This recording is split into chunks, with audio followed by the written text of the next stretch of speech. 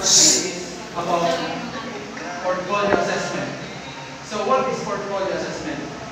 Portfolio assessment is an innovative approach and to evaluate student progress and achievement. This presentation will explore the concept types and implementation of portfolio assessment, highlighting its benefits and challenges in modern education. We'll dive into how this method provides a comprehensive view of student growth, learning, reflection, and personalized learning experiences.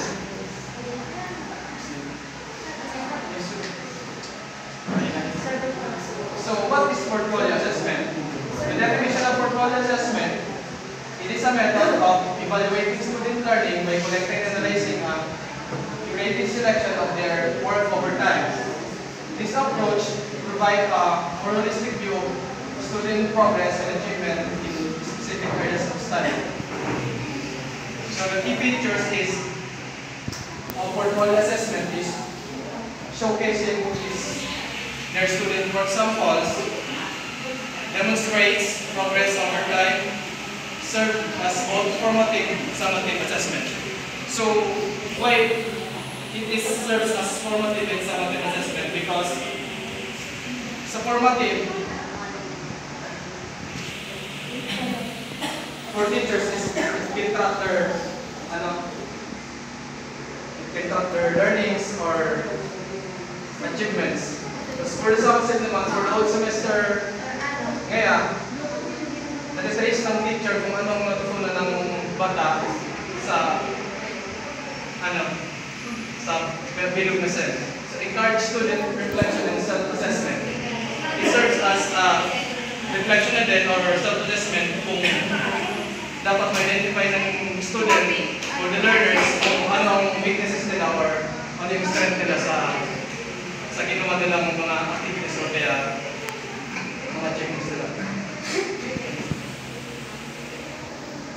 Next on portfolio assessment. So growth portfolios.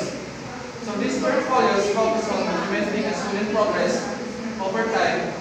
They include work samples from different stages of learning, demonstrating improvement and skill development.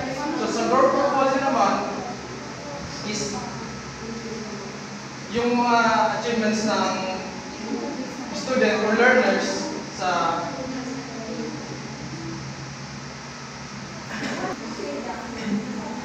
to showcase portfolios designed to highlight the student best work. Showcase portfolios present carefully selected quizzes that demonstrate mastery of specific skills or subjects. Dito naman pinapakita yung portfolios ng learners o student kung ano yung best, nila, yung highlights or kaya yung pinakamaganda nilang nagawa kung tatanggap ng student o kaya ng teachers yung kanilang mga ginawa.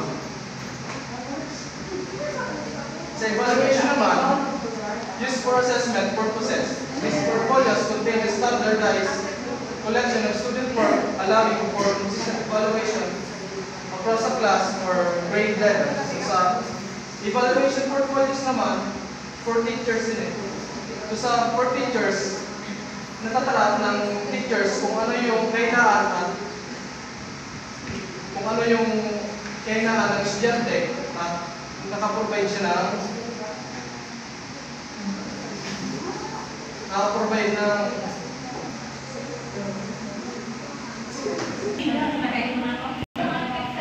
the key component of our portfolio. Studied, for example, a diverse collection of assignments, projects, and assessments that showcase the students' abilities and progress. The student work samples are concrete examples or artifacts of a student's used to assess understanding and progress in the field for structure and community students' achievement.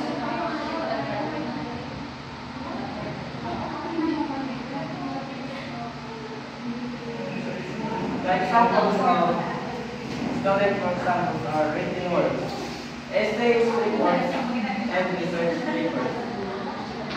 The importance of student work samples are tangible pieces of work created by students like essays, projects, presentations, or test discussions. The demonstrate their learning and understanding of a particular topic. Number 2 is goals and objectives. Clear learning targets and personal goals set by both students and teachers to guide the learning process.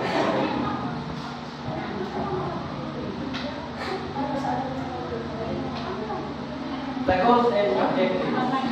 Goals are general statements of what we want to achieve, and the objectives are specific, measurable, time-sensitive statements of what, how, and when we will achieve or something. Number 3 is self-reflection. Students talk on their work, learning process, and growth, encouraging metacognition and self-assessment. The self-reflection is a process of examining one's thoughts, feelings, and actions to gain self-awareness and improve concept leading to personal growth and better decision-making. Number 4 is teacher feedback. Constructive comments and evaluation from educators, providing guidance in areas of improvement. Teachers' feedback, whether provided by students, peers, or administrators, is crucial for professional development and improving teaching practices. Ultimately, benefiting students to make feedback impactful should be specific, timely, balanced, and focused on observable actions in their impact. Next is benefits of portfolio assessment. Personalized portfolio assessment tailors assessment to individuals' needs and goals. Comprehensive evaluation provides a holistic view of student abilities and goals. So, ang portfolio assessment daw, nag-provide siya para makapalo overall learning ng isang bata throughout the year or Iban kasi recommend ko sa kunst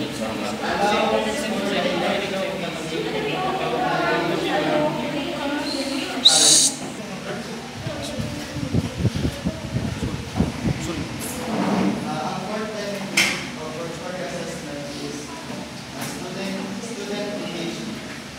It encourages active participation in the learning process. Portfolio assessment offers numerous advantages over traditional testing methods.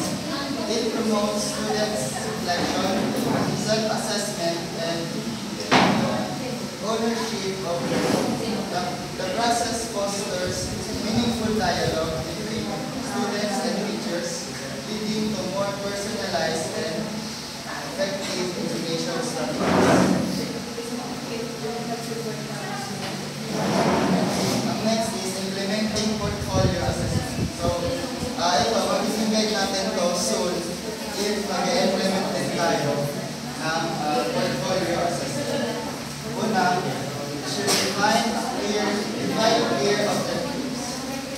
Establish clear goals and evaluation criteria for the portfolio. So, dapat daw, yung goals natin, yung criteria is fixed na para sa ating ibibigay na portfolio. Next is choose portfolio type. Select the most appropriate portfolio format for your education context. Next is establish review process. Create a consistent system for evaluating and providing feedback. So ito, dito naman,